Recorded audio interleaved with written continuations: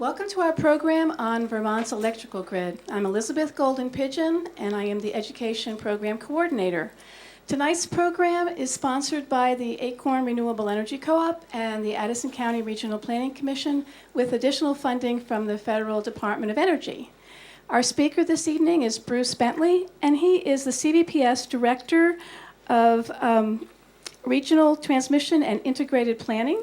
He's going to speak about the CVPS SmartPower as well as their net metering program and high-efficiency heat pumps and House Bill H56. So he's got a lot to talk about this evening and welcomes all of your questions. When you have them, just give your hand up raised and he'll be happy to answer all your questions. He also will be staying afterward if your question wasn't answered during the program. So let's welcome Bruce. Good evening, thanks for having me. And I drove our new Chevy Volt plug-in hybrid electric vehicle at the parking lot if you want to take a look at that after we do it. So the teaser slide up here is talking about new technology. We're actually going to have 3 sections to this discussion. First section we'll talk about the SmartPower project, the smart meters and all the associated equipment that goes with them. Then I want to talk about renewables, particularly net metering, H56 or Act 47, whatever you call it. And then I want to talk a little bit about some hype from me, which is about hyper-efficient electric devices, heat pumps and electric cars. So that's my pet project. We'll save that to the end. So what we want to start with is the SmartPower project, which will affect all the CVPS customers. Is there anybody here that's not served by CVPS? If you're served by some other company, you probably get a smart meter from them as well, but I work for Central Vermont Public Service. We as a state applied for a grant from the Department of Energy, and we got the grant, 1 out of 100 grants in the country. So the Federal Recovery Act is going to pay for half the cost of us putting in the SmartPower project. So that's really significant, really affected in a positive way the economics of the project. And I think the reason we got the grant was because we did it as an entire state.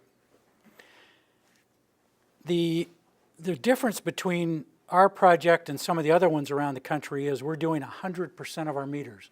This is not a pilot project. It's not a science experiment. We're doing all the meters. So everybody will get changed out over the next 2 years, starting beginning of 2012. Middlebury, I think, is scheduled for the summer of 2012. What we're really talking about is modernizing and automating the grid. So, we call it a smart power project, a smart grid. There's smart parts of it, but it takes all of us to be smart about how we use it to really make it a smart grid. So it does some things by itself, but other things we, the utility, you, the customers, need to do, and we all need to get a little smarter about how we're using electricity. I think in the beginning, this project might cost us all roughly $1 a month on our bill.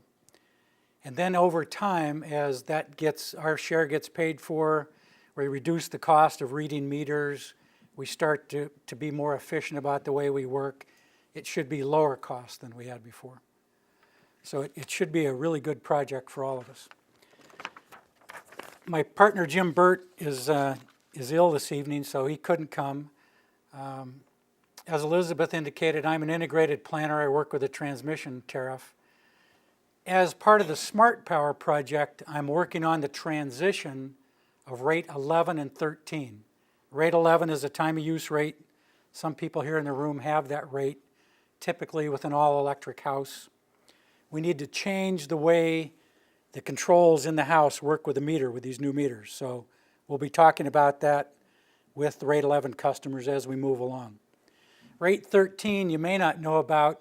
In the 70s, we brought storage heat units from Germany, from Siemens, bricks with electric heat in between the bricks, heat up the bricks off-peak. They provide heat 24/7. So that was a technology that we brought in the 70s.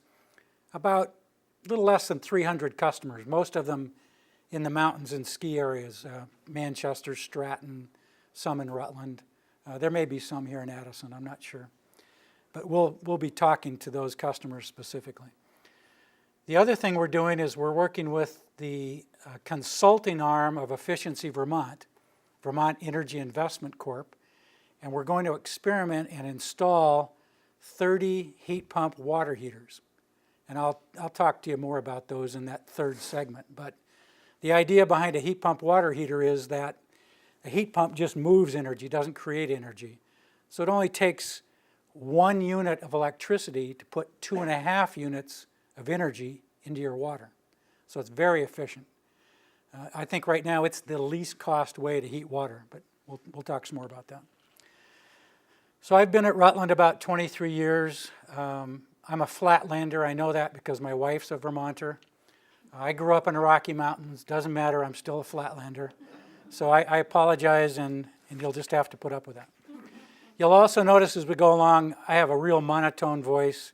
If you start to drift off, I suggest you ask a question. We'll listen to you for a second, answer the question. That'll keep things moving. If you can't hear me in the back, raise your hand, and I'll talk a little louder. So what is a grid, and how do we make it smarter? The grid really is the set of wires that we use to move electricity from the generation, where we create the electricity, to the end use, where you use it as a customer. So for example, there's those wires. If you're driving up Route 7, these are the new ones that we put in the Velco project. So those wires are the highway, if you will, for the electricity.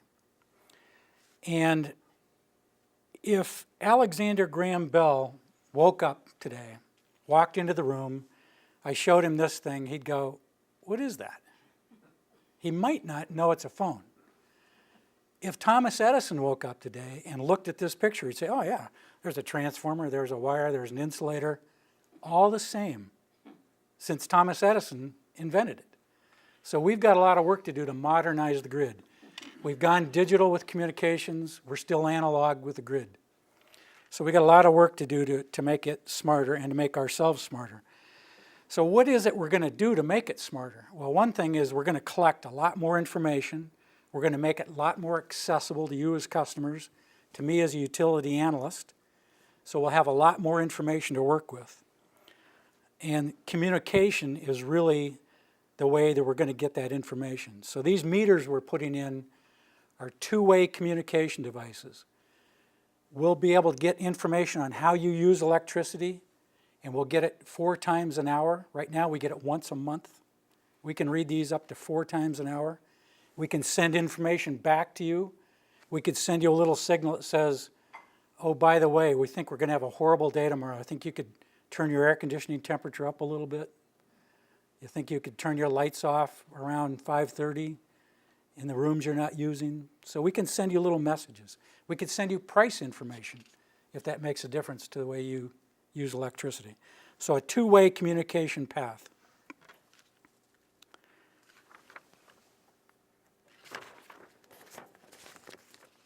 And I think the way that we're a little different from what you read about a lot of smart grid projects is a lot of smart grid projects are some of the things that we're doing, not all the things.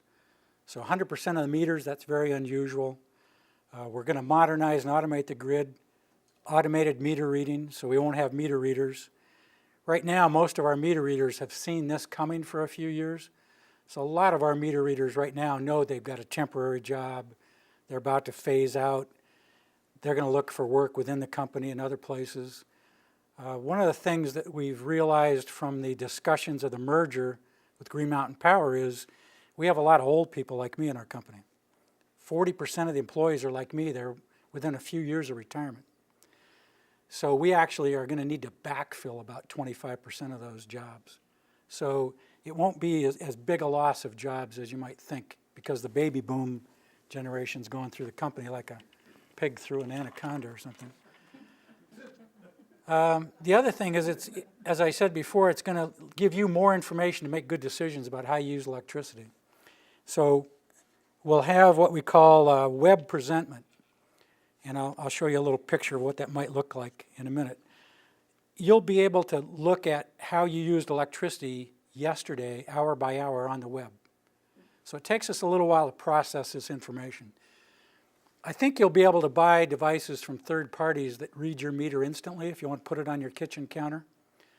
But not all that information is perfect. There'll be, every once in a while, it might have a little blip in it. So we process that overnight, put it out in a better form. But you'll have it on the web from yesterday. So if you're wondering what your refrigerator uses, how many kilowatt hours, you could unplug it for an hour, plug it back in, look at it tomorrow, and you could see that drop and come back. So you get a real good feel for what's going on. The other thing that we're doing that a lot of other companies are doing, but not everybody, is we're going to automate our distribution system. So right now, for example, in Vermont, we have a lot of what I call radial lines. So in a city, you might have a grid that's a checkerboard grid, and you can feed electricity one way, something breaks, you feed it the other way. In Vermont, we have a lot of radial lines that go out a long ways. Because they're so long, the voltage starts to sag. So we have voltage regulators, transformers. We move the taps, bumps the voltage up a little bit. But we have to do that from time to time. But we're going to automate those. We'll know what the load looks like, what the voltage looks like. We'll be able to fine-tune that on the fly. So, and then if we have a break in a line, my house is out, all your houses are out, we can open up a switch, feed a different direction, your houses are back, I'm still out, until they put the line back together. The other thing is we'll know exactly where the outages are. If you're asleep, your house is out because a tree fell on the line, and you don't call, doesn't matter, we'll know, because there's no signal coming from the meter. So we'll know almost exactly where that outage is. Right now, we have to drive around the dark, look for it, and hope that two people call that kind of give us an idea, but now we won't have to do that. The other exciting thing we're doing, and it's a little risky and it's hard work, is we're going to partner with VTEL on a wireless system to provide broadband wireless coverage in Vermont as part of the data collection for this system. So we've got a grant for broadband, what they call 4G wireless cell phone technology. We'll be using that in the smart grid in phase 2, probably late 2012, 2013. Earlier than that, we're going to need to use plain old telephones, DSL, some other things to get the information back. And I'll show you how that works in a moment. And the other thing we're doing is we're out obviously doing these kind of presentations because we want to tell you what we're doing, get your feedback, get answers to questions you have, get the answers to the questions we don't have answered in these presentations in here, and hear your comments coming back and tune this system up. So the system is hardware, people, information, so we're working on it, and we need your feedback to make it better.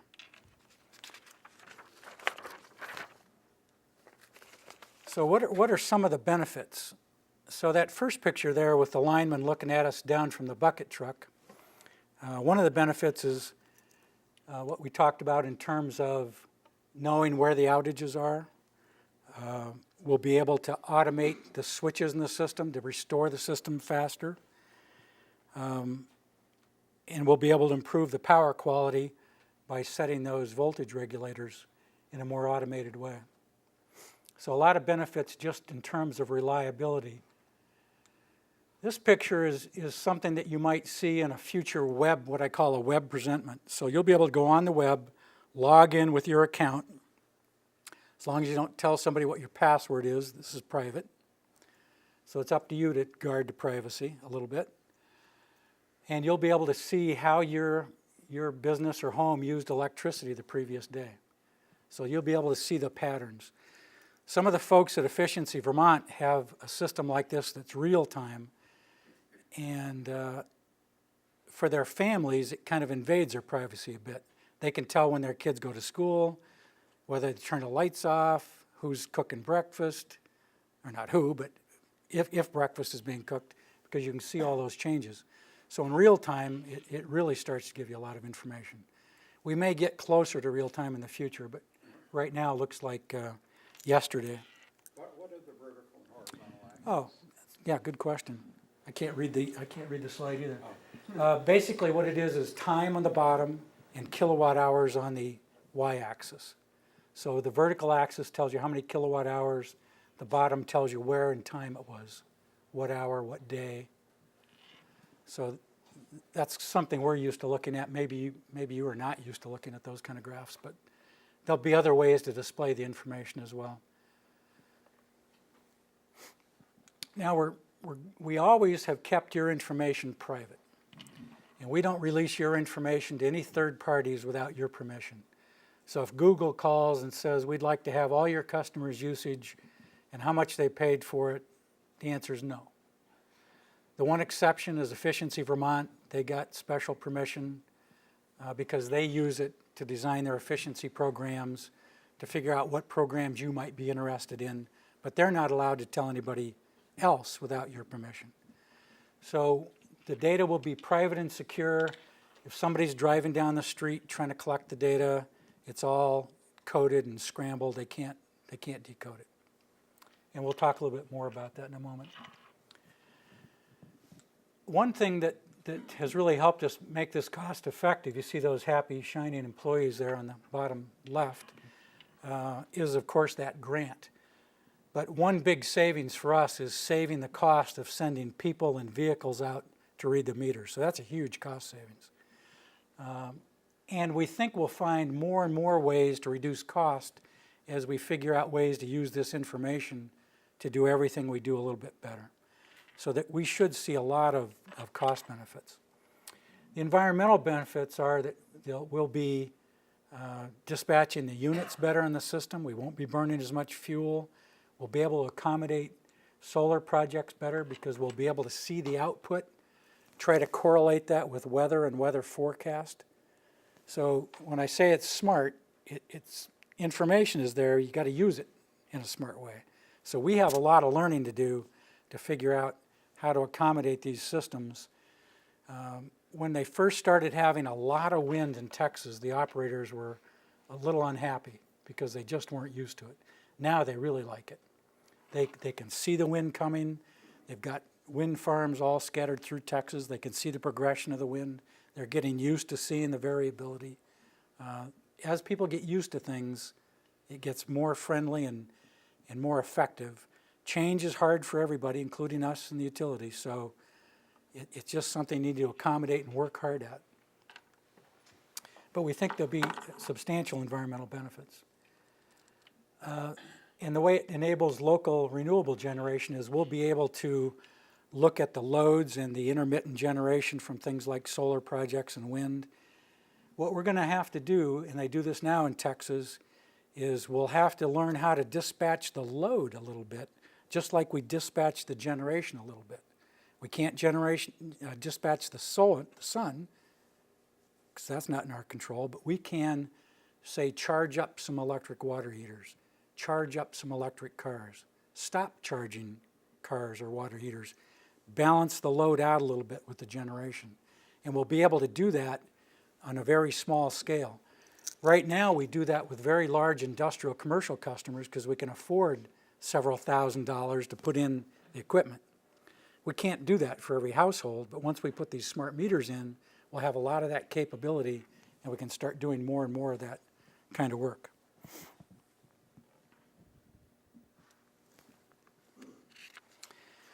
So we talked a little bit about privacy.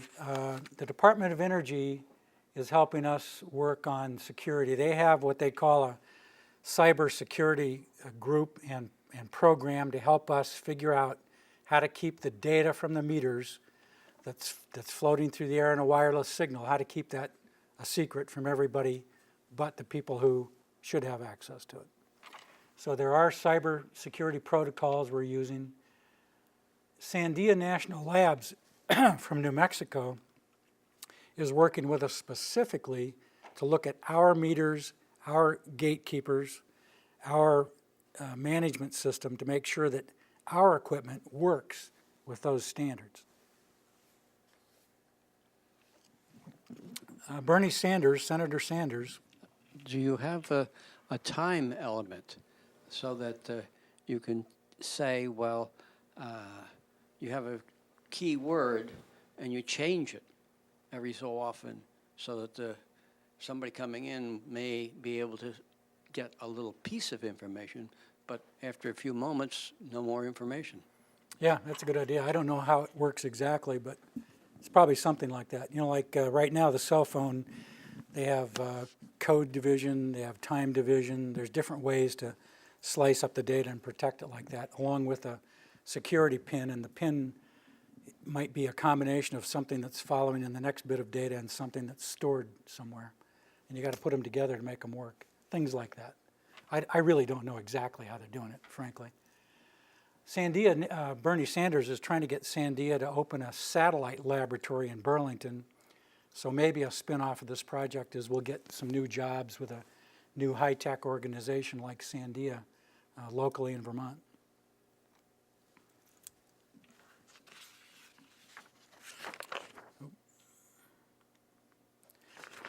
So how does this SmartPower network, how does it really work? So let's take an example where we've got three houses together and they've all got smart meters. These smart meters will actually be communicating with one another. They're trying to find the fastest, best, most secure way to get that data from each meter to a sequence of other meters until it gets close to one of these information gateways. See that thing on the power pole where it says number 2?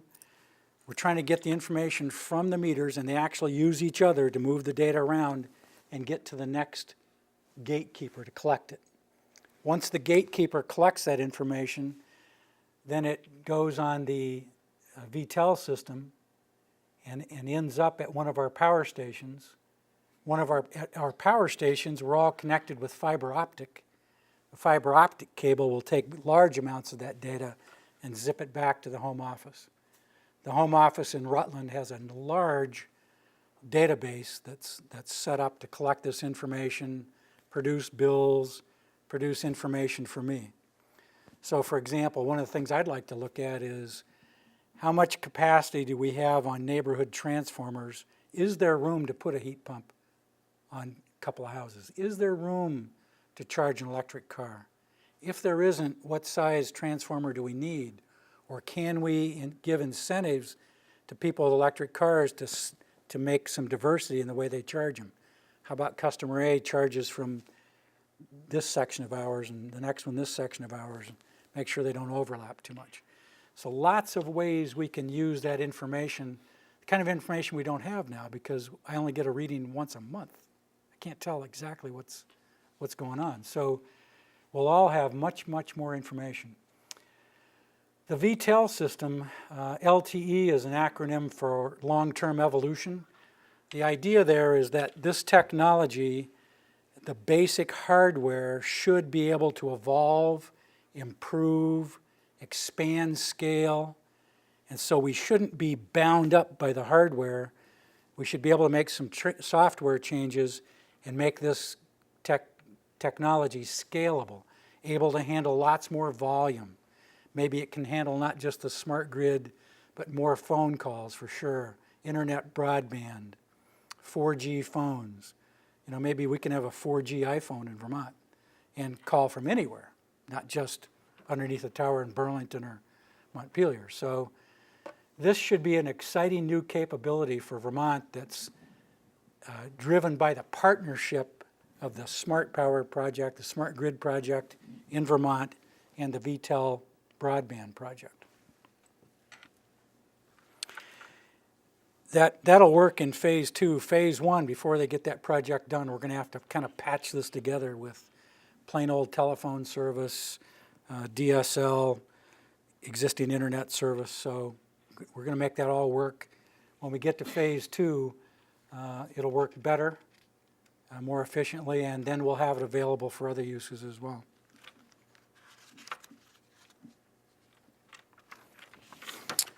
So what can we expect? We're going to start putting smart meters in Rutland. We actually are doing a pilot project with 50 meters in December to make sure everything's working good. We've actually got some smart meters out there now and some gatekeepers, and things are working well. We'll have 3 rate 11 customers that I need to kind of shepherd through this transition. So we're just trying to make sure that not just the hardware works, but all the process around it, the way we work with you, the customers, and all that stuff works out. So I'm sure we're going to get some surprises. We've tried to think of everything. I doubt if we have. And as you listen to this story, and it sounds to you like there's something we haven't thought of, don't be shy. Let me know. Elizabeth has some notepads that we can hand out later. And if you have questions, get them back to me. We'd appreciate it. We'll also have some what we call dynamic rate pilots in Rutland in the next 2 years. And what we're thinking about there's a lot of debate around the country about how do rate structures work with these new meters and this new capability to give you the incentive to do the right thing. So here's some examples. The one I like the least is critical peak pricing. So we raise the price on hot summer days by a factor of 3, and if you use too much, you pay more. A little harsh, but it's a price signal. If we use gas during the summer and go on trips, gas is usually more expensive in the summer than the winter. So these kind of price signals aren't unusual in the marketplace. Another one could be, what if we gave you access to real-time prices, like the prices we see buying power to send to you, and let you react to those prices. So for example, there might be some times in the summer when the price is 10 cents. There might be some times in a fall and spring at night when the price is 2 cents. Might be, on average, might be 5 cents. Are you going to react to that differently? Depends on how you use electricity. You may or may not have the flexibility to deal with that. The one I like the best is what we call a peak time rebate. So what we're thinking there is, since we'll know how you use electricity all the time, we'll have that data, we'll either, and this is part of the experiment, we'll send you information that says something like, tomorrow's going to be a horrible day, we know it's going to be hot, we know we're going to have high loads, do whatever you can to reduce your use, and we'll compare that reduction to your previous pattern, and we'll send you a rebate based on what you save, and that'll give you the incentive to do it the next time. It worked this time, you'll do it next time. Maybe you try to do more next time. So as part of that experiment, we're going to experiment with ways to communicate, cell phone, email, text, phone calls, and we're going to experiment with different price levels to see what price it is that makes people move the most and is the most effective.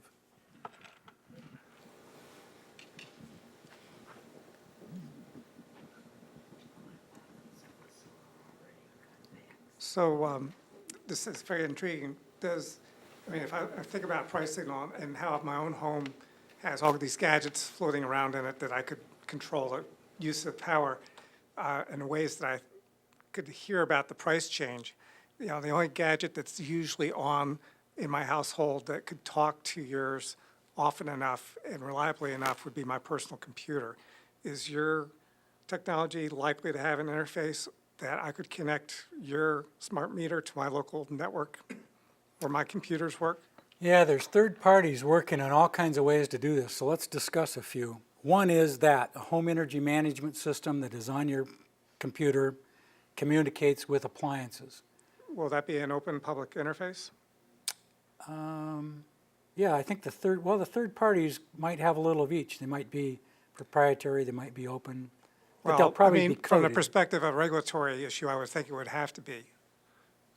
Oh, I'm thinking about their design of the software, whether it's open software, proprietary, but they'll be coded, and you wouldn't want to shut your neighbor's refrigerator off, for example, right? No, not at all. That'd be But horrible. what I'm trying to get a sense for, I'm a programmer by trade. Right. So from my perspective, I might I've rolled my sleeves and get busy talking to your smart meter. Yep. And turn around on the back end of my laptop and turn on and off appliances around the house. Yeah, and there's organizations already set up to help developers do that. So for example, the Home Plug Institute, they're working with standards so that independent developers can develop software, hardware to work with their standards. The Zigbee radio in the meter has a public standard so that people can design things to communicate with that little radio in the meter. So companies, for example, like Tendril, it's the only one I can think of right now, they'll have little devices that plug into a socket. You plug the appliance into that little device. You can communicate with it through the wires of your house with the home plug standard. Others you could communicate wirelessly, for example, with an iPhone. So Tendril has an iPhone app for that. You know, you could call up your little device and tell it to turn the air conditioner up a little bit, turn it down a little bit. And appliance manufacturers are starting to develop appliances. Remember how when we had high definition capable TVs, but they needed a high definition signal because we didn't have an open digital signal? There's now demand response capable appliances coming out. A lot of them have an RJ11 jack to plug a controller into, but that controller might be available from a number of third parties to work however it is you as a developer or you as a customer want to use it. So as an example, the new GE heat pump water heater has a little jack like that. So if we called up, if you as a customer let us call up your water heater, we could talk directly to the water heater and tell it, don't use those resistance units today. Just use the heat pump unit because we're having a bad day. They have an oven that has a little oven on the top, big oven on the bottom. We could turn off the big oven. You could still cook, just you're going to have to cook something small and slow. The dryer might have two heating elements, a little one and a big one. That's probably why I would insert my personal computer between my appliances and your network. Right, so you may not ever want to give us direct control, right? You might want to do it yourself. Or you might want to let some third party provide you a way to do that with your own algorithm, your own set of rules, your own price rules. You know, why, you would only let us do it if it was easy and effective for you. Okay. I feel- Fred, yep. So you're already rolling out this. Presumably you've already ordered the first generation, the basic set of meters. What's the basic architecture? Will a customer be able to read inside the house what their real-time usage is? Yes. And you'll take information, as I understand it, every 15 minutes and use that to send information back the next day. This is a question I had earlier on when I first heard a presentation about this, that it was just going to be the utilities getting information every 15 minutes. And I thought of this like, okay, this is being like me having a speedometer in my car that gave me the average speed in the last 15 minutes, and I'm entering a town, and I want to not be speeding, and I would really like to know my real-time speed. Mm-hmm. So I'm glad to hear that. That's very useful, I think, for the consumer to be able to, in a real time, see, oh my gosh, I'm using 4,000 watts now. Why? Oh, I left this on. Yeah, the one, yes, that's possible. For example, Converge has a little device, and we're going to pilot test some of those devices, about 250, with people who sign up for a new time of use rate that we're working on, because we want to make sure how they work. Sometimes, when you have an open standard like Zigbee, two companies say it works, but you get it home, it doesn't quite work. So we're trying to solve some of those problems ahead of time, qualify devices that work with our meters. So there should be third parties that provide that kind of technology. So I know that there's all kinds of things that homeowners can order, on their own now to, home control, switch their air conditioners on and off and so forth. I'm interested in the sort of the basic service that everyone would have. And this is already beginning to sound like, the first generation of cell phone plans, which was exceedingly complex, and each one was offering a different thing, and people were really, in a fog about that. And I'm hopeful that this rollout system will be simple and basic at some level and not have too much complexity for the majority of people who, only have a limited amount of patience to absorb all of the possibilities in the future. when the next generation comes that is really adept to this, I think you can adapt. But I'm interested in sort of the basic level that your meters that you've bought right now Yep. that you're installing right So now. the basic level will be the web presentment, like that little graph I showed you, and you'll be able to get information from the web. You'll be able to get information in your bill that's more expansive than what you get now. So that first step will be that web presentment and bills in the mail. The next step is probably going to be a choice you make with some third party about how to do that. So for example, there have been some devices that Green Mountain was testing with the old meters. You could go out and put a little Bluetooth radio on an old meter. It counted the revolutions of the meter and sent you a signal, and you had a little device on your kitchen counter. It reads kilowatt hours. I have that now. So the new device, Converge device, the only difference is it's getting the Zigbee signal to do that. You don't need the little thing to count the revolutions. And then there will be devices I haven't even thought of that come around. Are they going to be simple? It's all relative, right? If I go home, I have to help my mom reprogram her DVR. I mean, to me it seems simple, but it all depends on what you're used to, and it all depends on how the manufacturers set these things up. So I think we as consumers are going to have to demand this simplicity. And we're already seeing some devices that are pretty clever, like this Tendril device with an iPhone app. That's pretty slick. And some of these devices that sit on your kitchen counter and get signals from the meter can give you readouts that say, well, here's what I think your bill's going to look like next month. The one thing that worries us about that a little bit is if it's got a little bad piece of data, that may not be correct. We're going to have a smart system that, if there's a little glitch in the data, fixes those up. And since there's a lot of data, it's not that hard to fix it up. It's not like a 1 month reading where we're like left guessing. It's every 15 minutes. Excuse- It's not only,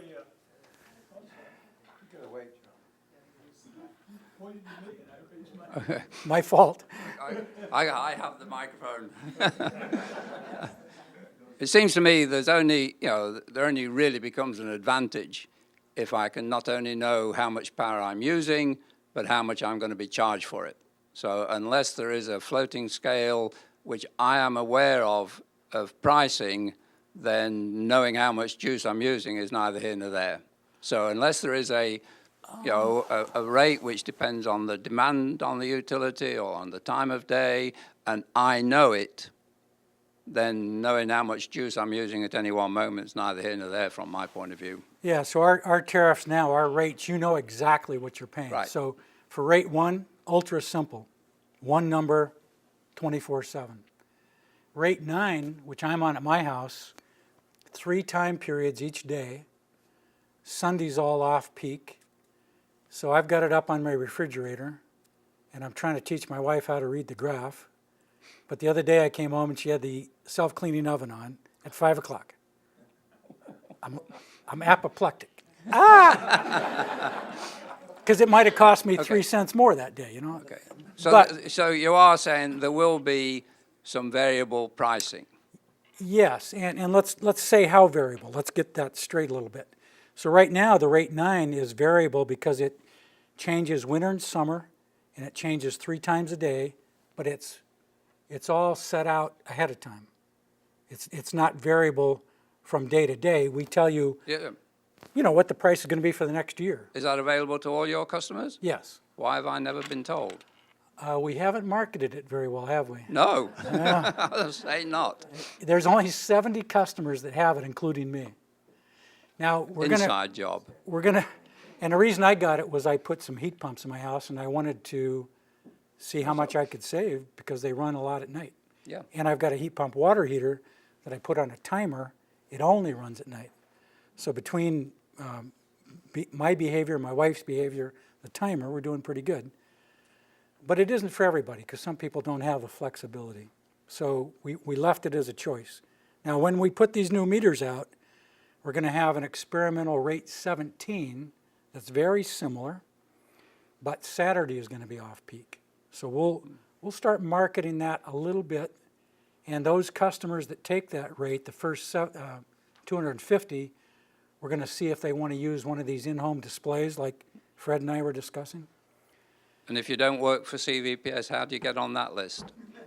Oh, we'll send out letters talking about rate 17, you'll subscribe, and then we'll start rolling that program out. Okay. As we go through time, we'll design rates that offer other possibilities too. Okay. One of the things that some people would like to see us offer is a real-time price that changes all the time. Yes. Now, frankly, you could get on the web right now, go to the ISO New England site, and you can look every 10 minutes at how the price changes in the market.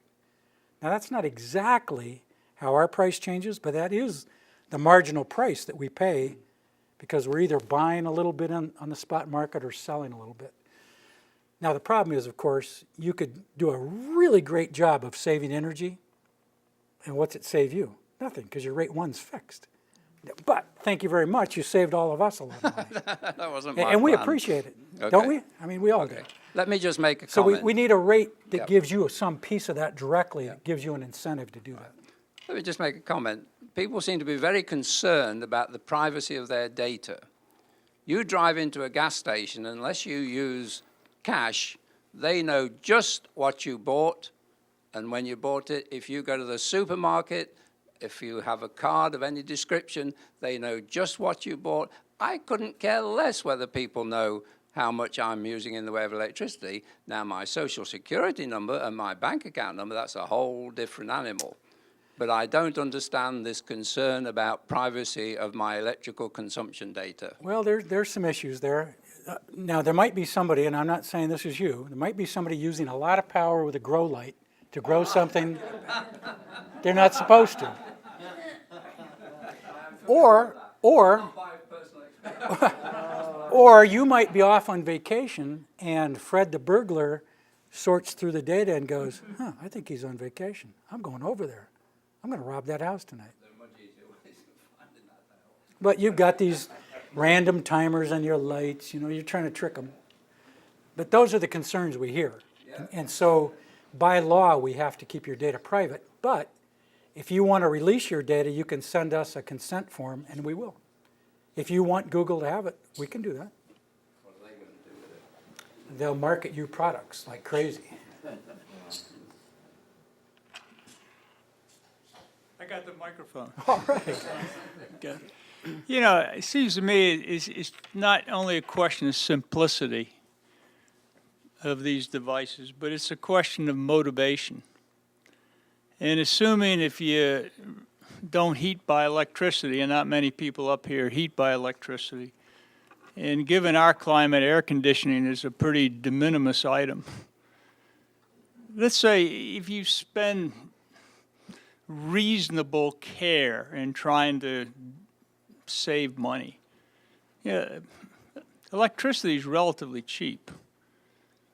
How much money can you save in a month? I mean, are we talking $10, $20, $50? Yeah, I was kind of joking about my wife cleaning the oven. That might have cost me 3 cents. That's probably not a bad estimate, Why am I getting excited over 3 cents? Yeah, well, that's what I'm trying to... Well, it kind of feeds into the third presentation I hope to get to, let me summarize it this way quickly. An average residential customer uses about $1,000 or less of electricity. They probably spend $2,500, $3,000 on heating fuel, another $2,500, $3,000 per car on gasoline. Now, where should you focus your effort? I think you ought to be looking at the gasoline and the heating fuel, and with these devices I'm going to tell you about, you could increase your electric bill by twice, which is what I did, and knock your other bills down to a fraction of what they were, which is what I did. And you save a ton of carbon, literally. I'm saving 8 tons of carbon. But that's getting into electric cars, right? Yeah, but we'll touch on that, yeah. But I put it into perspective. It's not a big number. We have another question over here, Bruce. Bruce, you talked about 250 people that you'd roll out the rate 17 to. As soon as we get our meter, do we have the opportunity to get rate 9? Yes, but we're going to close that rate and replace it with rate 17. But you can do it. You can do it. Well, as you know, I've got 5 kilowatts on the roof, and I want to produce it during peak times, and, Yeah, and I misled you a little bit. Rate 17 is not limited to 250 people. It's just the first 250 can get one of those in-home displays. oh, So it's an open rate. We'll have some rate like that available. some time of day rate. Yeah, That- yeah. That's great, Right. thank you. Because right now, rate 11 is closed. If you have it, you can keep it. You can't get it. Rate 9 you can get now. So I think we're at the kind of at the end of this presentation, although well, I have a couple more things, but I'll do it quickly. The meter is going to roll out by town, kind of swirl around the state. They're going to go by meter reader route. There is a lot of concern, well, not, I don't know a lot, but there is some concern about radio frequency signals and their health effects. So there's a lot of discussion around that. We don't think it's a big issue. These signals are small relative to other radio frequency signals, and they're intermittent. They don't broadcast continuously. But we do have an opt-out if you really are concerned about having these radios on the side of your house. You can pay $10 a month more per meter and opt out, because then we're going to have to send somebody out to read the meter. So that is available to address that concern. I think we've said most of this. Yeah, go ahead. You need a mic. I have one question now that you're moving on to the second topic. I know you haven't referenced the new energy plan that carries us through the next 50 years, I think, of looking at how first to become efficient and conserving. I'm wondering, as you talk about the options that are built into the future distribution of electric energy, whether there is any mind to the rates and the options with regard to ability to pay, because we are in an economy right now and a demographic where there are a lot of people who can't afford even the $10 extra or the potential for savings in a monthly electric bill. Yeah, so a number of things. We're going to work with Efficiency Vermont. They'll be marketing their efficiency programs with us, and they'll have this information so they'll know what to target to various people. We have a standing kind of group that works on low-income issues with affordability of electricity in particular. And so we all subsidize a little bit for people with low income. And we're going to be doing our best to reduce the cost of the whole system to keep the prices down. One reason our rates are a little high is because we use so little. So if you take all the fixed costs and divide them over a little bit of use, our rates look big compared to other parts of the country, but our bill is small because our use is small. So that's okay. The problem is if you're going to use it for something else, now that big rate goes on that next big piece. So I'd like to keep the rates down as much as possible, and actually other people using more electricity helps drop all of our rates because we spread those fixed costs over more kilowatt hours. So we're thinking about things. If you're thinking about things you haven't heard, give me comments back and we'll consider that.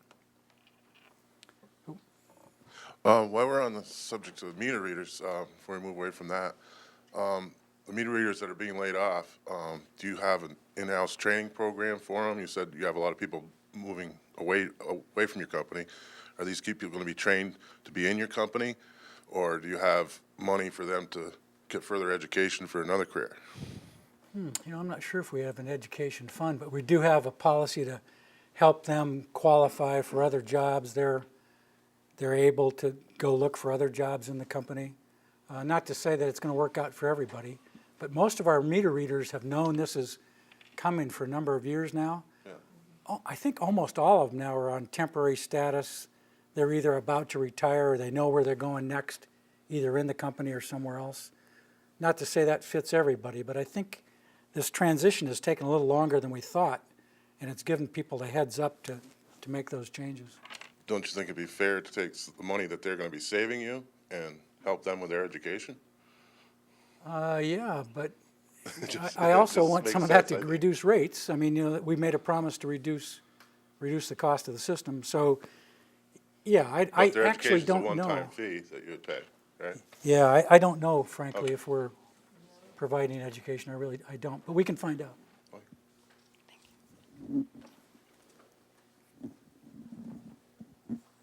How much data will be available on an aggregated level for getting real-time information about, like, for example, if you wanted to look at a particular community or statewide to determine how much is being produced at a certain point from solar, for example, once you've rolled out extensively? Yeah, we should be able to provide information that's aggregated enough that protects privacy. I don't think that'll be a problem. It might take us a while to figure out how to get the particular data subset you're looking for, but theoretically, it should be ready, and I'm going to be looking for some of that same kind of data too, so I'm going Yeah, and to it be wasn't pushing people to get it. focus. It wasn't really coming from privacy. It was more about getting a better sense for what's happening and making a public interface for anyone to see this in real time. Yeah, and the only caveat I was putting on it is sometimes you have to aggregate it enough to protect. Right. You know, like if I tell you I'm giving you the information for a large computer company in Burlington, it's not very private, right? So I just, we just have to package it in a way that protects privacy.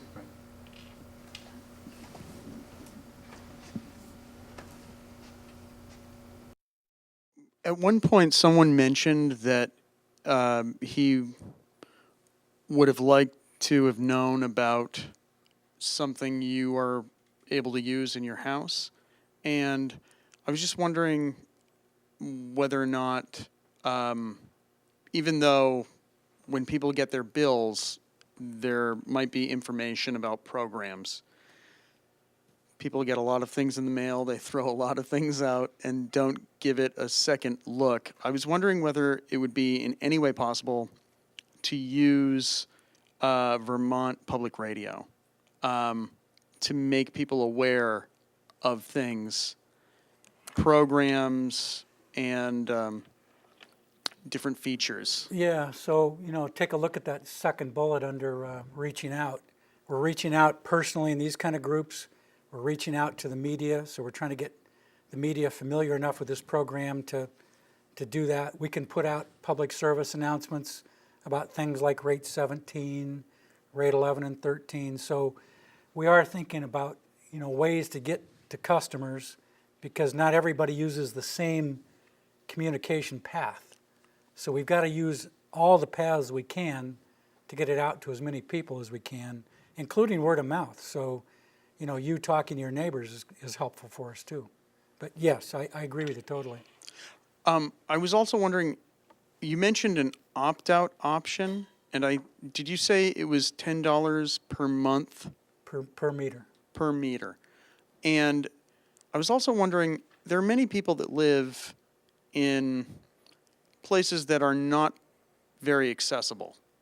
There are many people that live on high mountains, and there might also be people that, because they want very fast internet connections, would actually prefer physical cables to any wireless network in their own homes. And I'm just wondering whether people will be able to access the benefits of these new systems if everything coming in and out of their house comes through a cable. Obviously, this might be actually easier for some people that live high up on a mountain. I don't know, but. Yeah, I don't know if we've thought about that or not. That's an interesting idea. I made a note of it. We'll give that some thought. Somebody may have already thought about it because I don't work on all this stuff, but I see where you're coming from, yeah. Okay. Yep, appreciate that. Okay, so let's wind down this section. Elizabeth, do we want to take a small break or not? I'm okay. Want a break? I think we can keep going. Okay. We can keep going. So the next thing I want to talk about is renewable energy, because we wanted to talk about net metering and what's changing there. I wanted to start, though, with a bigger picture of renewable energy, not just net metering. So what I wanted to point out to you is that we have a very, I wouldn't say our portfolio is totally renewable, but it's not very carbon emitting because of Yankee and Hydro-Quebec. And in New England, the unit on the margin is a natural gas unit, and this is not your grandfather's natural gas unit from Thomas Edison's days. These are things are gas turbines, heat recovery steam generators. They're pushing 60% efficient. So per kilowatt hour, we're putting out on the margin about 1 pound per kilowatt hour. Nationally, it's more like 2.2. So our mix in Vermont is very clean. We're paying extra, I think, for some of that cleanliness, even though in New England, compared to the rest of the country, we've got a pretty clean mix. It's not like the rest of the country that's about half coal. So that's our existing portfolio, and we have a lot of existing customer-owned resources right now. Customers already own hydro, wind, more and more customers are owning solar.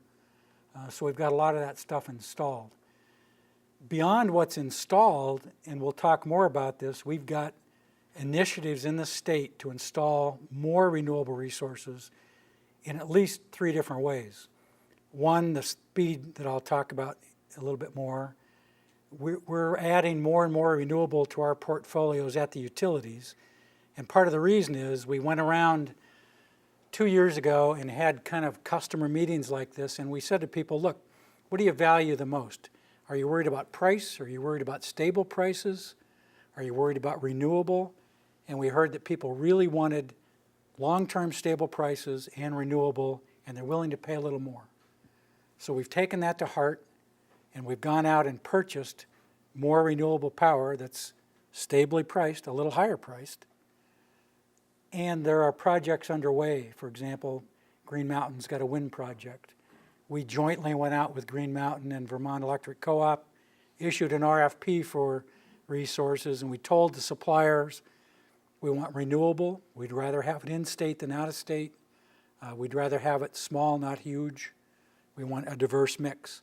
So we gave them a little scorecard, showed them how we would score the bids, and we put those characteristics into the scorecard so they would know exactly how they could compete. And we also have behind the scenes some portfolio analysis tools because we're trying to balance risk and cost. The third thing is net metering, which I think a lot of you here are interested in, and we'll talk some more about that. So our portfolio has very little oil and gas. It's almost all non-fossil.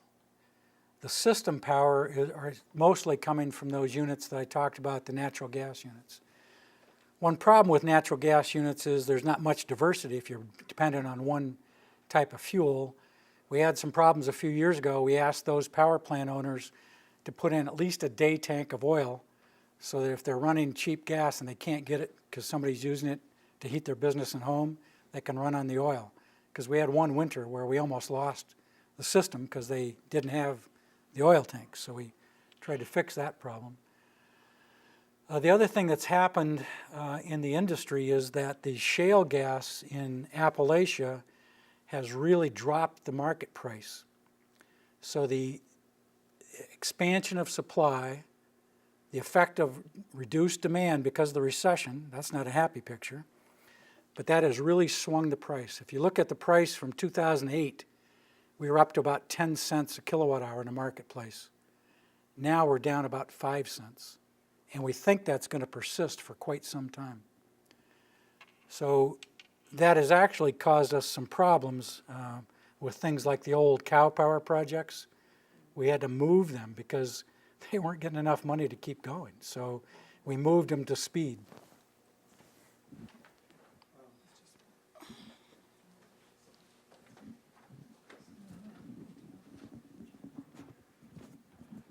So about a year ago, you came and spoke to the Middlebury Planning Commission about your crystal ball at the time. And at that time, and I'm hearing a little bit from what you say now, the natural gas, in the you know, in the Appalachian region, you know, is having an effect. But one wonders whether that's just a bubble in a relatively short term. And you're a person with a long-term experience and view. And if there are issues with that, such as they say, okay, that energy source would actually have to go back and provide the environmental remediation from hydrofracking or whatever. That particular source could suddenly become more expensive. And there's a little worry that, you know, if we get hooked on that or dependent on that in some source, that we'll be subjected to that. What's your current crystal ball on that? We should continue to worry about that because my crystal ball doesn't work too good. In my career, I haven't done well forecasting out 20 years. I think the thing, though, that's helping us is the hydrofracking that we use in Appalachia to get the natural gas is also now being used in old wells to get products from old wells. It's being used to get oil. And so there is kind of a progression of techniques, so it's not just that one piece that's providing power. If you remember, like 3 or 4 years ago, we thought the magic answer was liquefied natural gas from Trinidad and Algeria and Qatar, and we're going to move that into storage facilities. A lot of those projects got canceled because they're a little bit more expensive than the Appalachian gas. If the Appalachian gas does collapse, we can go back to that LNG strategy, which isn't horribly expensive. It's better than the gas that we were running out of from conventional techniques. So what I hear from the experts, and I'm not an expert in forecasting fuel prices, they think this is going to persist for quite some time and really suppress the price of the market. Don't feel too bad. Yogi Berra said forecasting was very difficult, especially the future. What is System A and System B on that graph? There are different kinds of power from New England. I can't remember exactly what they are, but I can find out and let you know. But it's electricity imported from outside the state? Yes, Okay. yes, from the rest of New England, correct.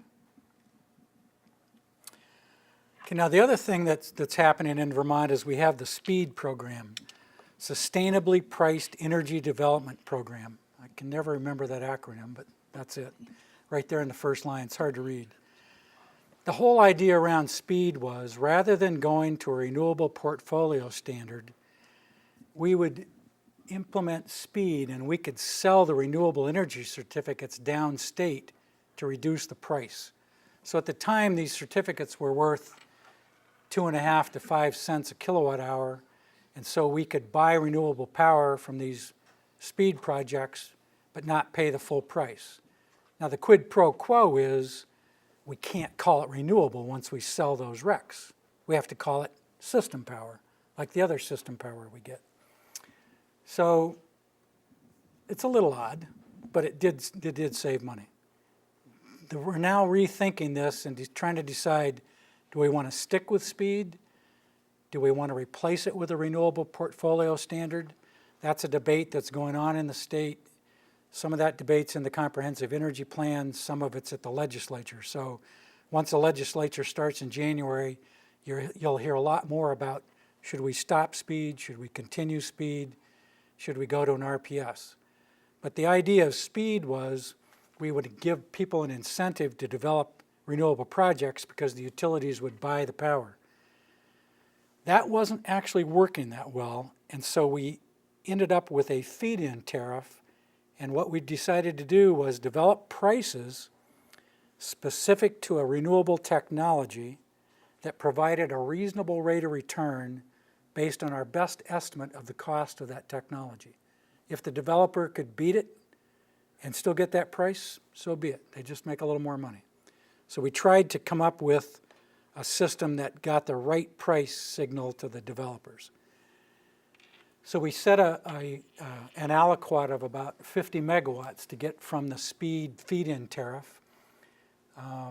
Some of the projects struggled. Biomass struggled. They couldn't do it for the price that we set.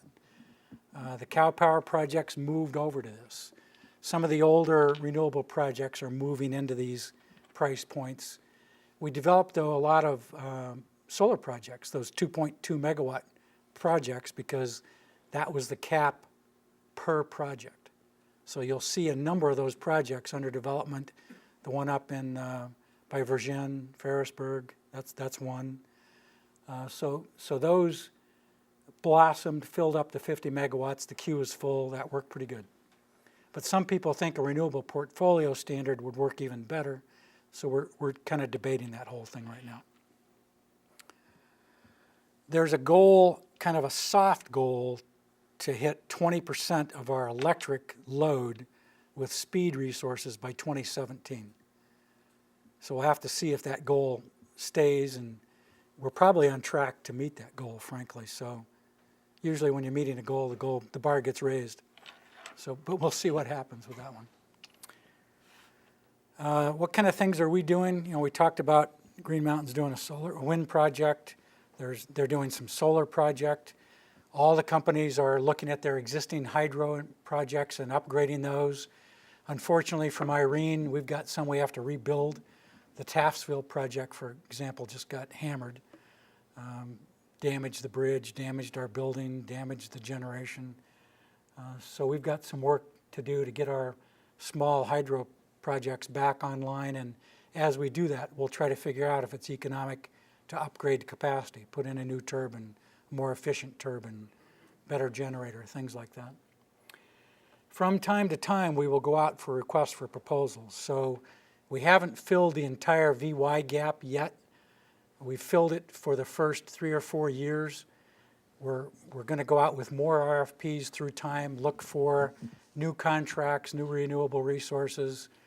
We did fill up part of it with, for example, the Granite Wind Project in New Hampshire, Deerfield Wind Project in southern Vermont. So we're looking for strategies. Part of our strategy is to I have a use. question on filling in for VY. Yep. Have you investigated, or are you at all interested in looking at enhanced geothermal from out of state? Yeah, as a renewable baseload? Yeah, in fact, we're really trying to look at it in-state. So there's some technology we're working on with Lawrence Becker, the state geologist. It turns out if you drill into granite and you drill far enough, and I'm talking a long ways now, you know, like a mile or two. I know that sounds odd, but it is possible now. You get higher and higher temperatures, not high enough to boil water like the natural ones in Yellowstone, but high enough to boil some other fluid like isobutane or propane, and then you run that in a binary cycle, make power out of it. We might be able to have a renewable resource with enhanced geothermal right here. So we're working on that. And Dr. Becker got some grants to start exploring thermal gradients and things, so we are working on that. The other thing is we want to leave some room for market products. If you have a well-balanced portfolio, like your stock portfolio, you don't want all your eggs in one basket. We know we want a lot of renewable, but we don't want all renewable. So we might want some in short-term laddered contracts that we can replace from time to time in the marketplace. One of the dangers, for example, is if we lose a lot of load, if a lot of you put in solar panels and wind turbines and we lose load, we need to get rid of that, some power somewhere. So if we're buying power at market and we sell it at market, everything's copacetic. If we were buying it at 20 cents and we had to sell it at market at 5 cents, not so pretty. We would all be unhappy with that. And you would be very unhappy with me, I'm sure about that. So we have to be careful, and we have to design the portfolio to be flexible and balanced.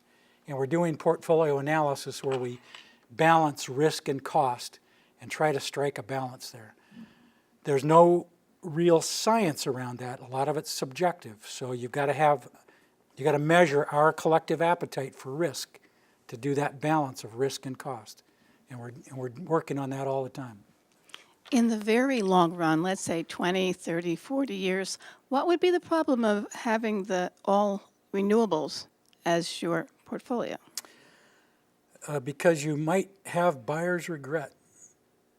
Two ways. One is the market price at 5 cents from fairly clean units, you might regret that you're paying 20 to 30 cents for a long time. The other is the new solar is supposed to be 3 times less expensive in about 5 years. You might regret that you didn't wait to build some less expensive solar. So it's hard to balance risk and cost, but we just have to keep thinking about it. And those are some of the things we think about. Is the technology changing? Are there other things that are going to be less expensive and we'll have buyer's remorse and wish that we didn't have these high, because stable prices are good if they're stable and low. Stable and high is not so much fun. It costs us a lot of money. And by that I mean we the ratepayers, collectively. Remember, CV doesn't suffer. We the ratepayers pay those bills. There's nobody at CV to pay the bill. It's us paying the bill. So the other thing that you all know about is net metering. We have net metering in this state. At first we limited it to 1%. We've been raising those limits. The reason we limited it is that when you net meter and you don't pay your full bill, about half of that cost is power, which we can't avoid. We don't buy that. But the other half is fixed cost. We just have to spread that over somebody else's kilowatt hours. And so we're all subsidizing the net metering projects. So let me give you an extreme example. If we all net metered our entire use, we can't avoid the fixed cost. We just all have to share all the fixed costs. So it works in a small scale. And why do we do that? Because it gives people an incentive to do something that's a little risky. Put in solar panel, put in a wind turbine. So we're giving people an incentive, but we're trying to keep it capped so that we don't overdo it. So there's a lot of discussion about how much is too much. We've made some big changes in the net metering. We need a microphone over here.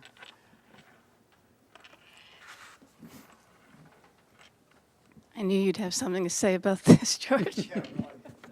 So first off, full disclosure, I've been operating a household powered by net metering electricity for 3 years.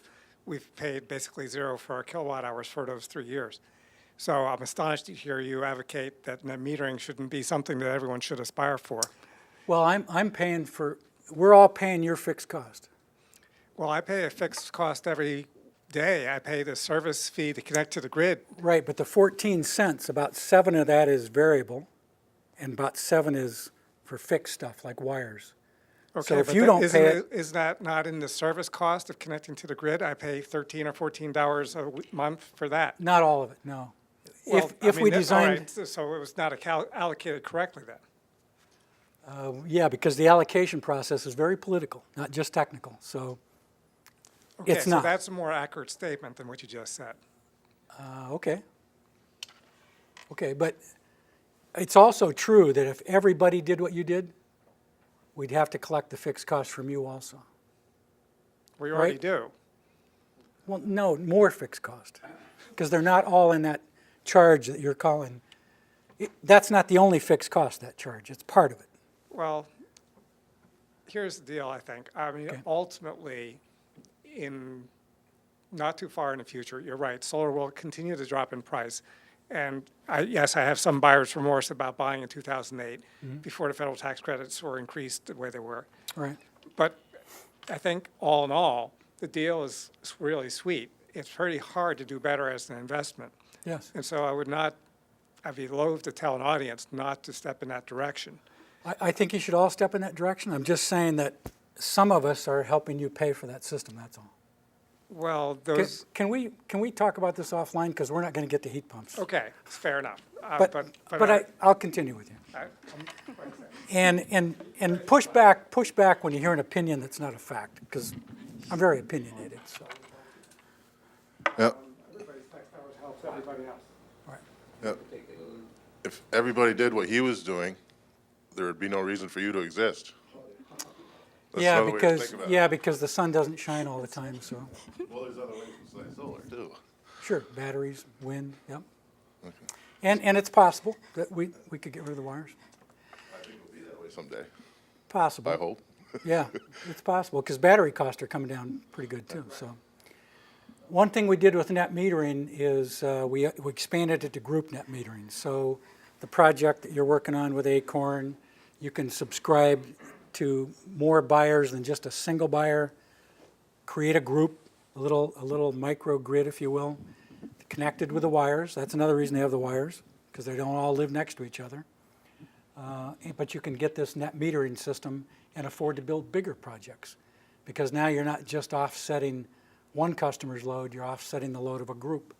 So now you've got more energy to offset. You can afford to build bigger projects.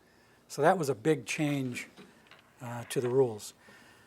So to do that, you need a certificate of public good. There's some rules around that. Rule 5.100, there's an application to fill out.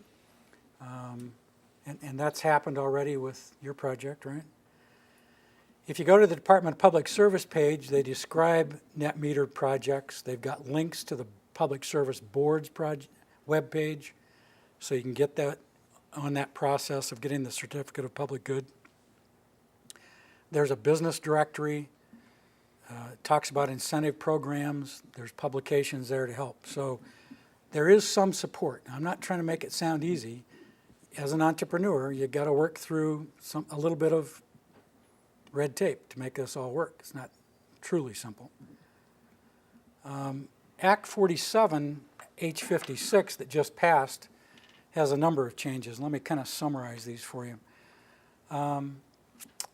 So we increased the size per project. We tried to make it simpler. When I say we, I mean the regulatory community working with the utility. Trying to make the small projects less cumbersome. So projects that are 5 kilowatts or less, we're trying to make that really streamlined. We've got options now for LED streetlights. We were kind of resisting that for a while. The technology looks like it's good now. Looks like it's affordable. So we've got rates for whoever owns the streetlights, usually a municipality, to buy those streetlights, use less energy, use the latest and greatest technology. So that's being rolled out at utilities all over Vermont, including CVPS. We're working on changes to the Clean Energy Development Fund. Some of that money was coming from VY, so we're looking at substitute sources for that money.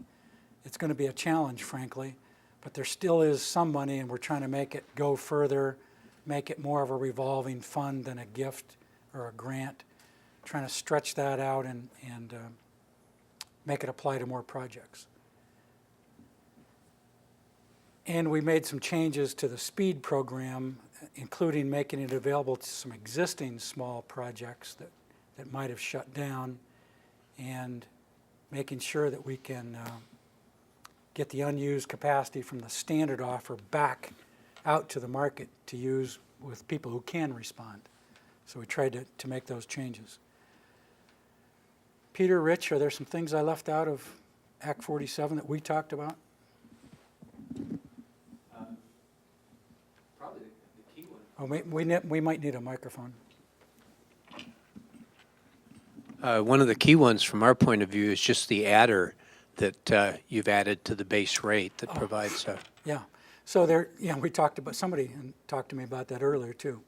So now Green Mountain had a 6-cent adder, now CV and all the utilities have a 6-cent adder. So the net metering with solar, specifically solar PV, has a 6-cent adder on top of your net metered rate.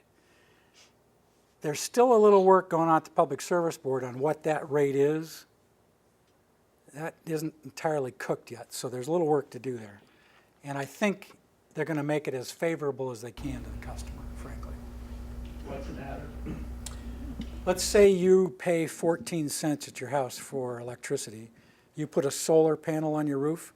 You avoid that 14 cents plus another 6 cents, so we add that on to the rate.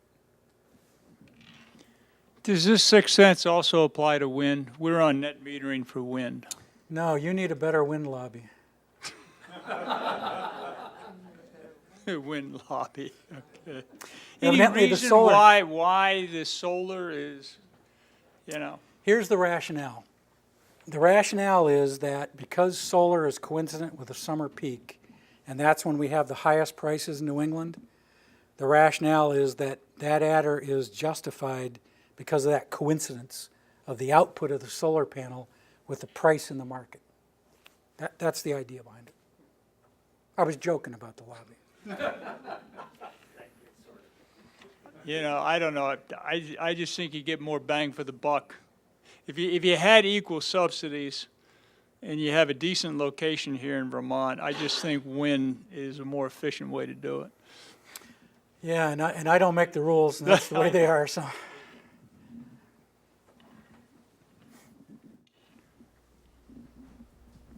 Just an observation about I mean, it's unfortunate that they weren't treating wind in the same way, but I will also say that in terms of complexity, most homeowners would not be prepared to step up to a wind turbine as far as its maintenance and operational obligations, because you can think of any number of things that can go wrong with a wind turbine, and it's much harder nut to crack, and there's a lot more aesthetic issues that people bring up when you do those rather as compared to solar panels.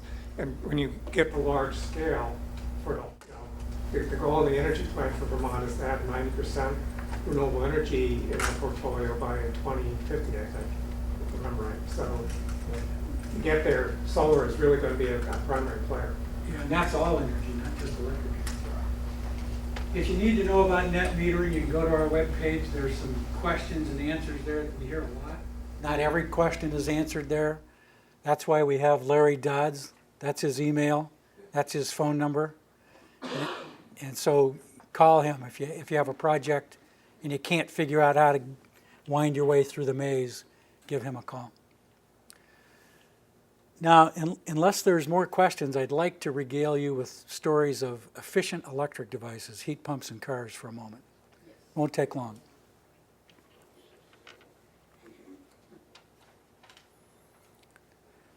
Okay, and I apologize ahead of time. This is my favorite topic. No. So we talked a little bit about the connectivity of the grid. Think about now other things that connect to the grid that we don't see a lot of. For example, distributed storage with batteries. Some utilities are looking at putting batteries out on the distribution system. That way, if two people are charging their car at the same time, the battery can help with the load. We might have heat pumps like that little blue thing next to the building. We might have plug-in hybrids. So there's a lot more that the grid could be dealing with. One of my, well, I'll describe the dream with electric cars in a second. Shouldn't get ahead of myself. So what are we doing about transportation efficiency? Remember I said that if you look at carbon emissions in Vermont, in the US, electric power is a huge part of carbon emissions. In Vermont, it's transportation and heating. The electric power is really small compared to the rest of the country. So what we need to be thinking about is transportation and home heating, because that's where we spend a lot of money and emit a lot of carbon. So the first thing is efficiency. We've got to think about efficiency first, because that's a low-hanging fruit. More people per vehicle, better mileage per vehicle.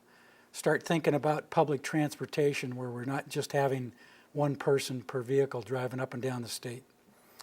Think about drive systems that are new and unusual. They actually have fairly clean diesel cars now. They don't put out the blue cloud of smoke anymore. We have hybrid vehicles, like the hybrid I have out in the parking lot. Locomotives have been hybrid for years. Diesel generator driving electric motors that drive the wheels.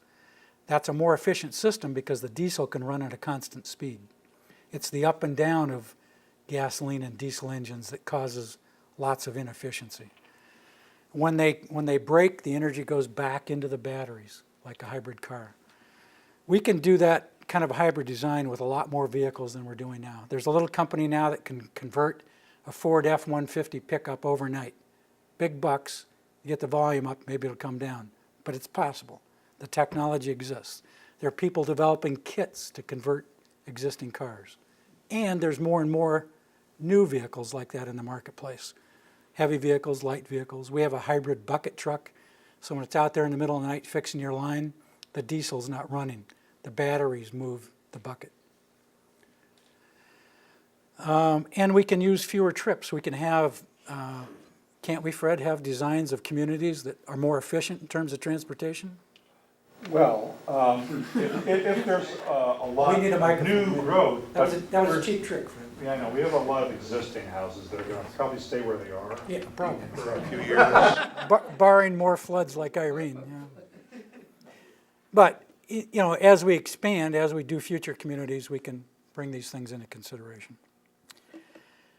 Plug-in vehicles, there's more and more of these things showing up in the marketplace. I like the hybrid better than a pure EV. Why is that? No range anxiety. Let's say you drive 20 miles a day, you're always on a battery.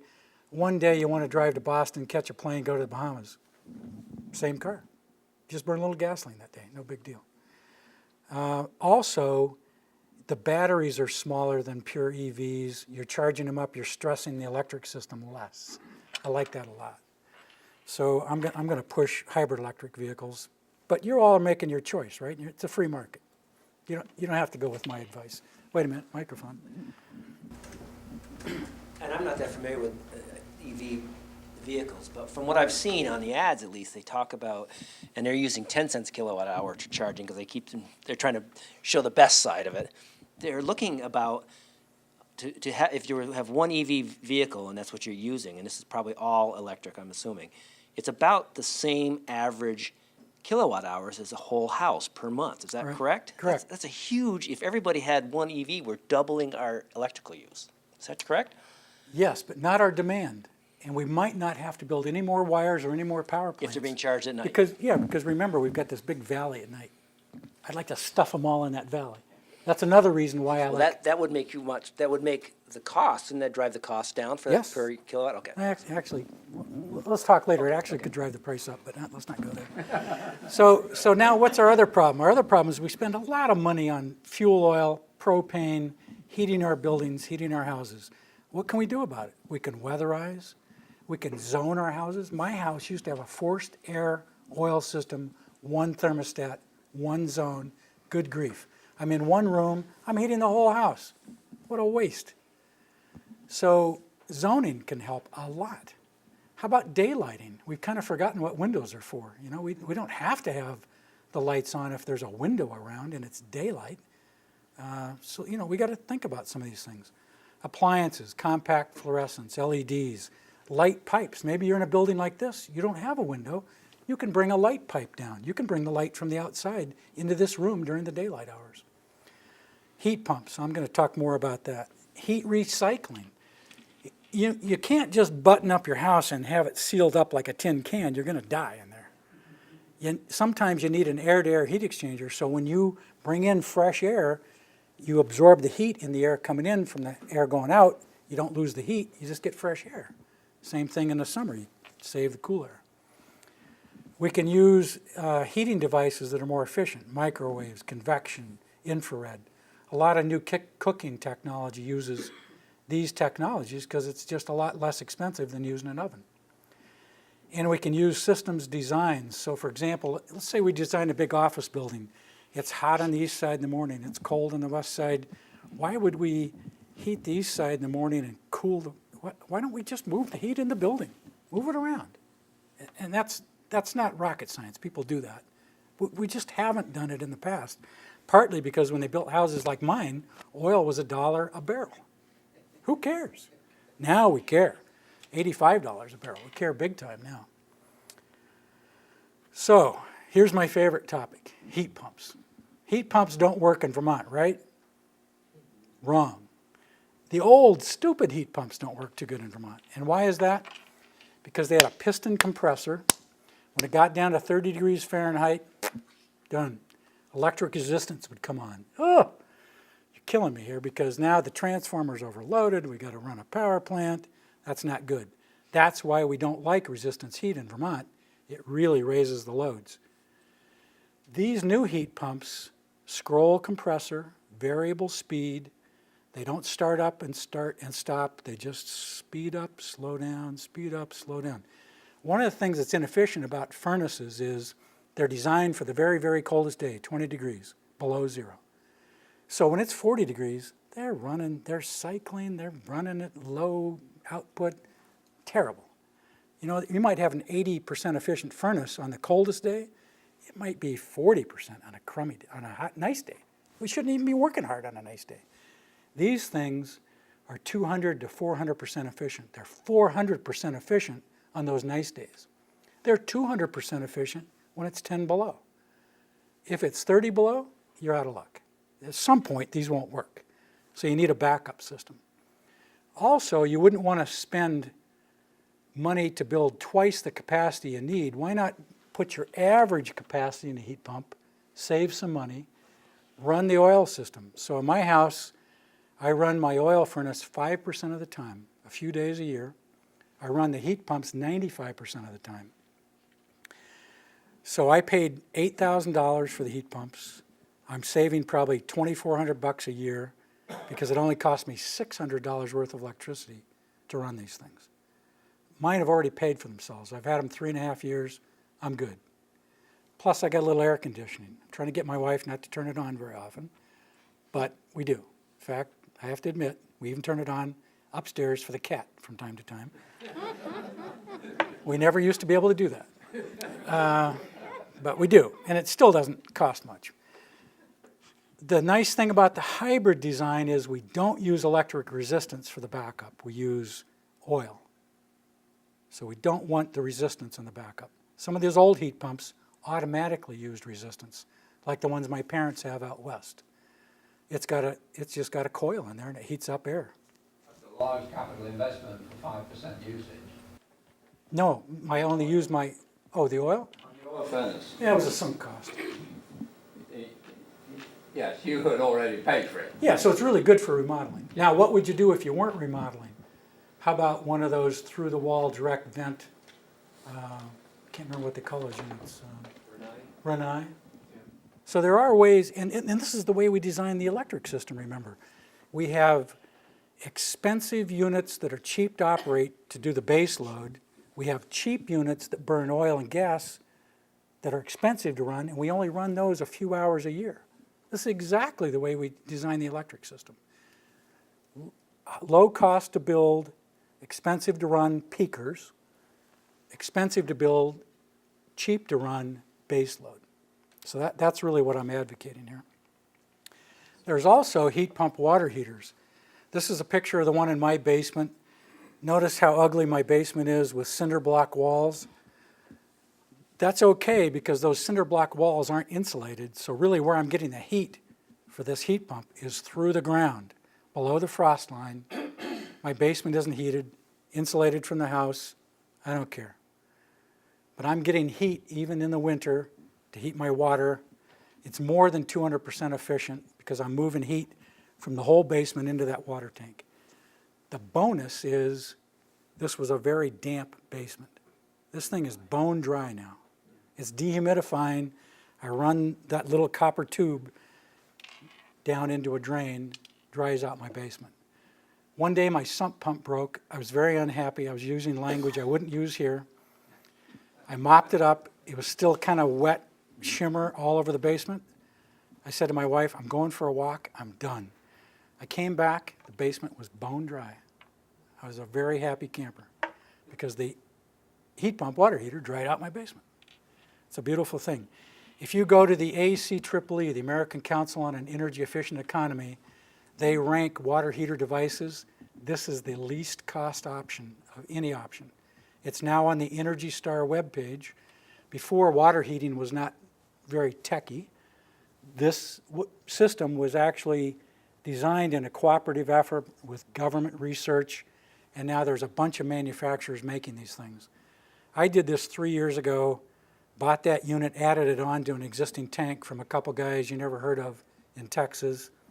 Now you can get one from GE, Rheem, A.O. Smith, and we're going to be testing some of those units down in Rutland as part of the Smart Grid project because you can't put them everywhere. For example, I got an email from a guy that said, I'm designing a little addition to my house, a little man cave. I put in radiant heat. How about if I put a heat pump water heater in there to run the radiant heat? It won't work because you created a short circuit. You're going to use the heat from the house to heat the house. It isn't going to work. Now, can you put the heat pump outside? No, because at 40 degrees Fahrenheit, there's no heat that this heat pump will collect. The more expensive unit that does my space heat will. This one won't. This is a much less expensive unit. And that's why it's cheap to heat water, because my basement never gets below about 50 degrees because it's open to that below the frost line energy in the ground. So if you've got a place to put this that doesn't short circuit, you could still put it upstairs in your house, but recognize that the way you'll be getting the heat is from however you heat your house. So it's not as good as this. It's not horrible. It's going to use about 3% of your space heat to heat your water. Not too bad. It's kind of like a sidearm, if you will. Microphone? Are you running that heat pump on time of day electricity or 24 hours? Time of day, I run it from 8 o'clock at night to 7 in the morning. There's 2 of us. I put it on an 80-gallon tank. So the key is you have to have enough storage and enough time to recharge. They don't recharge as fast as electric resistance and nowhere near as fast as propane or natural gas. But if you give it overnight and you've got a big enough storage tank, it works fine. And if it needed during the day, could it come on during the day? Yes, and I have electric resistance units in that tank. I'm not telling my wife I do. I've got the breakers off. But if she just absolutely has to do laundry, the cat gets sick, the rug needs to be cleaned, I'll go down and turn them on. The units that come from GE and A.O. Smith have modes of operation. So they're all ready to go, wired into 240. You can set it heat pump only, hybrid, and it will use the heat pump as much as it can unless you use a lot of water and it knows that it needs to recover faster. It's smart enough to figure that out. And now you gave a comparison to electrically heated water, because it's the very worst thing you can do. How about a comparison with propane? Yeah, so here's condensing gas storage, pretty efficient, high-tech natural gas. $5,170 over 13 years. The heat pump, $4,125. Still the cheapest thing, even compared to natural gas. And if you could When I say it's the cheapest thing, it's the cheapest thing. And if you could use groundwater, you'd be even better off. Yeah, I think there are some companies that make groundwater. Oh, there are yeah. Yeah. Thank you. Yeah, I have a pond at my house. I was going to do that, and it's just a long, sad story about A&R and streams and rivers, and you don't want to go there. It's a horrible, long story, and I ended up not doing it. So when these units became available, I did it.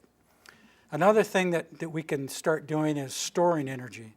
There's a company here in Vermont that designs gravel systems that you can put adjacent to your house, under your house, to store energy from solar thermal. There's companies that make rooftop ice storage units that you use for air conditioning buildings. So the idea there is you make the ice at night when your compressor's just lazy doing nothing. And then during the peak of the day, the next day, a coil takes that cold water from the ice, puts it through your heat exchanger in your building, provides your air conditioning without running your compressor on the peak. Be a nice thing to have with those peak time rebate rates or critical peak pricing rates. So there's new technology all the time coming out for energy storage, including batteries. Batteries are just price prohibitive right now, I think, for storing electricity, but they're getting better. So my last pitch to you is think hard about solutions that aren't 100%. I could heat my house 100% with the heat pumps, I guess. I'd have to spend twice as much money on heat pumps. I'd probably still have to run my wood stove. Why do that? How about doing what I did with the 95% heat pump, 5% oil? Okay, it's not perfect. Neither am I. Saves a lot of money. We have to think about these kind of system solutions and hybrids and backup. So the systems approach is not what we usually do. We usually buy appliances independently. We don't think about how they interact. There's a pizza place in Rutland that drives me crazy. The kitchen is steamy hot. The steam gets out in the dining room. They're air conditioning the dining room. They're boiling the water. Why don't they just get a heat pump, take the heat out of the dining room, put it in the water heater? I don't get it. But, they just don't think like that. And I've even talked to them about it. They still don't get it. So we've got to think about more of these kind of hybrid solutions. That's why I like hybrid cars. You've got a gas engine, you've got some batteries, you can plug it in. The air source heat pump and the fossil peaking, that's another kind of hybrid solution. The other thing I think we got to start thinking about is backup systems. We shouldn't be at the mercy of our systems. So, if my house is out of electricity, how come I don't have a battery to run my sump pump? How come I don't have a battery to run just the oil burner and the fan for my heat? I can't store enough energy to run the heat pumps, but boy, if it's a cool day and I'm out of power, how about if I just design some batteries to do that? That can be done. I know people that do it. I'm not clever enough to get it done yet, but I'm thinking about it. Same thing with water storage, ice storage. Some of us have generators for critical loads if things are out. So backups are all part of this kind of whole philosophy about hybrids, 90% solutions, not 100%, and backups. And that's the end of my story. Oh, the other thing I should tell you is that because the electric system has very low carbon compared to the nation, my heat pump saves over 8 tons of carbon a year. Even though I'm burning a little more electricity, I save 22,000 pounds of carbon by not burning 1,000 gallons of oil. I spend 5,000 pounds buying electricity. The net's still 17 down. Pretty good.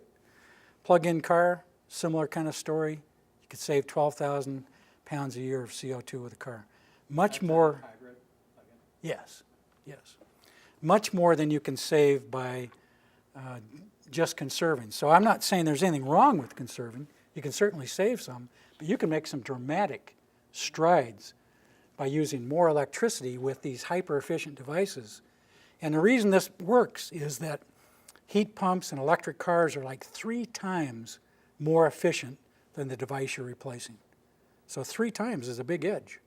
We couldn't do that 20 years ago. Now we can. The car's a little bit pricey for me. That's the company car. I haven't quite moved to my personal car. I'm waiting for the price to come down. The heat pump's different story. Heat pump water heaters, heat pump space heaters, very economic. So what are we doing about it at CV? We're promoting plug-in cars. We're promoting heat pump water heaters in the Smart Grid project.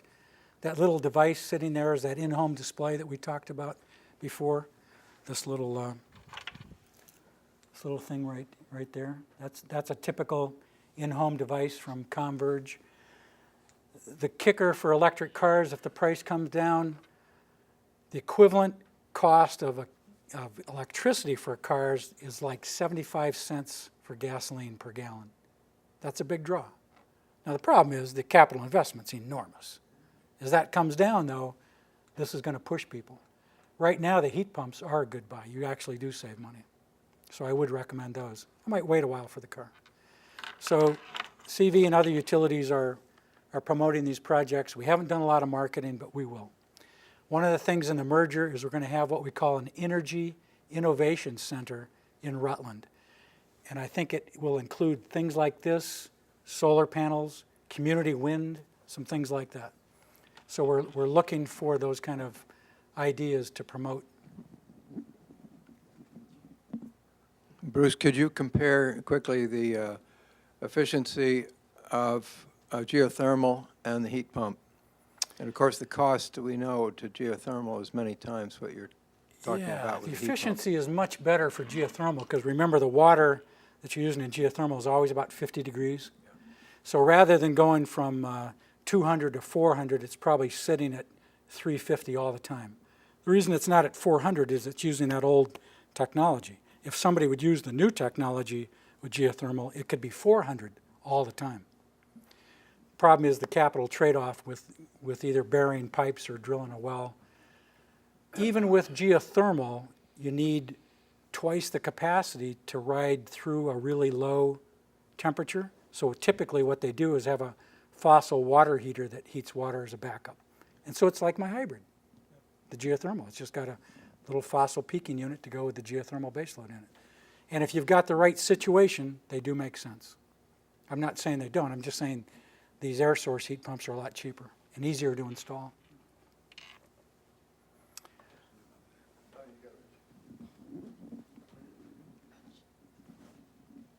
I've been wanting to talk to somebody that's driven a Chevy Volt. What can you tell us about the experience and the pros and cons. Yeah, it drives like a real car. It tells you exactly what you've got left in the battery and the gas tank, as opposed to the Prius where you're kind of guessing.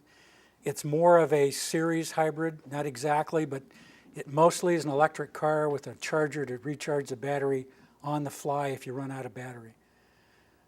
It's got bigger wheels and tires, which probably give it worse gas mileage, but boy, it drives much better than a Prius, for example. I'm very happy with it. We've only had it for a week. I love it. It has a $7,500 tax rebate right now, but the base price is about $43,000. So. Have you driven the Leaf? I have not. How do the heat pump water heaters compare in terms of cost, considering installation and so on, to solar hot water? This chart has solar hot water at $7,000 over 13 years. Part of the reason is they're assuming electric resistance backup. If that's not the case, I think that number would be much lower. So I don't have a real good answer to that question. But you could probably find out from people that have them and dealers. In certain situations, they may actually be a really good, inexpensive deal.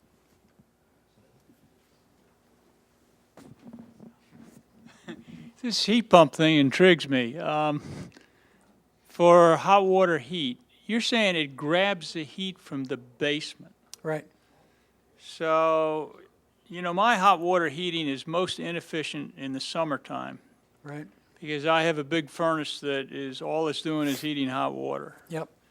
And the basement tends to get fairly hot in the summertime. So this actually would just grab the heat from a basement that's warming up anyhow in the summertime. Right. And it would dehumidify your basement. And it would which is- dehumidify the And basement. that's important because otherwise your furnace could rust out. Yeah. Right. So it's nice to have, if you don't have this, it's nice to have your furnace running once in a while. in the summer. Who does these things? This is the first time I've heard of this. I had a horrible time finding anybody that knew how to install them. They're almost do-it-yourself, frankly, as long as you don't go. I'm the worst do-it-yourself guy you ever had. I need someone who has experience. There's a couple of plumbers in Rutland that do it, at least 2 in Manchester. I can find out here. I'm sure somebody here knows. I'd be curious to know. Yep. Because solar hot water is interesting, but I think it's a little bit more complicated. Sears advertises the Geo Spring unit. They claim you can install it for $300. I caution you that if you don't have a mixing valve, which is the new law, that alone could cost $300. So don't get your expectations too high about how easy it is to install. It could cost a little to install it, Okay. especially if you don't have an existing tank that's plumbed in, I do. I mean, that's the Oh. interesting thing about it. Mixing valve wouldn't be that much. From what I looked at, I'm off-peak electric, hot water, and I went with an 80-gallon tank also. I looked at the GE models. That was the only one I could find at the time. Right. And it looked like you could install it yourself. There wasn't, if you can install a hot water tank, which is really not that hard, to be Yeah, honest with it's you. not rocket science. No, it's real simple. But one of the things I was curious about the noise level. They suggested you didn't want to have it in living space. I didn't know if that was an issue with you. It is a little noisy. You can hear the fan run more than the compressor. Once in a while, I mistake it for my sump pump, which runs sporadically. I think, oh, why is the sump pump running? It's not. It's the heat pump. But mine's in the basement, so I don't hear it that much. There are people putting them in living spaces, crawl spaces. There's a model where you can take the cool air and pipe it to another room, to air condition a room. There's lots of options, but it could be an issue. Noise could be an issue. But it's not noisy like one of those old big air conditioners. It's fairly quiet. We're running out of time. Can you tell us about H56? Act 47 is the same thing as 47? H56. Okay. It's just Okay. the name was changed to protect the innocent. Okay, thank you. Yep. I'm happy to answer questions after if we. If you have a boiler, do you have to convert that for a heat pump? An electric heat pump to forced hot air system? No, not necessarily. When I first did this, the only systems were these mini split ductless systems. Now there are companies that make systems that directly feed hydronic systems as well as domestic hot water. There's other models that go into air ducts directly. I didn't do that because my air ducts weren't insulated, and I was worried about putting cold air in there and getting condensate in my walls. But if your house was set up already for air conditioning and heat, you could use the ducted model rather than the ductless model. And if it's hydronic, you can use a hydronic model. So there's lots more options coming into the marketplace. Right now, I only know of one vendor that does that, but I think over time you'll get some competition. In terms of the rate structure, you said there's rate 9. I was talking to a homeowner just before this presentation who's in a trailer that was puzzled about their rate. Is there another rate structure for trailers that? Okay. No, there's rate 1. She was just surprised at how high her electric was, and I know that there could be electric leaks, and I know that there could be an appliance. Have them but- call Efficiency Vermont, because there's a little Columbo detective work to do with high bills, and they Right. often end up being some little device that you don't think about or don't know about is on, and you think it's off. So the classic examples are water trough ice heaters, some kind of resistance heater that you think is off that isn't, a motor on a device that's bound up and it's continually trying to start. Usually there's a reason for it. It's very seldom the meter. Electricity doesn't leak. Okay. So usually it's some device that's gone awry. Usually. And you said Efficiency Vermont helps decode that? Yes. Not an electrician? Well, electrician might help, but Because they did have an electrician come and they Efficiency couldn't. Vermont's free, Right. I'd start there. Okay. Okay, thank you. because they're used to listening to those questions. This is sort of off the subject, but is relevant to all this stuff. Depending on who you talk to, estimating the future increases of electricity, and that really depends. That makes all of these cost factors it's critical. To be honest with you, whether or not they're affordable now. If it's going to be 20 cents a kilowatt hour in 5 years, things look a lot better to start putting some money. What is CV's projection? I mean, I never see that from any. What is your projection of your costs? You must have to do that when you do your cost risks analysis. What are your projections going forward? Yeah, so what we're projecting is the market price, because we're trying to compare that to options we have. So we really think the market price is going to be about 5 cents a kilowatt hour, escalating. So the real price is 5 cents. The inflation-driven price maybe is driven 1 or 2%, but we don't know that either, right? That's hard to forecast.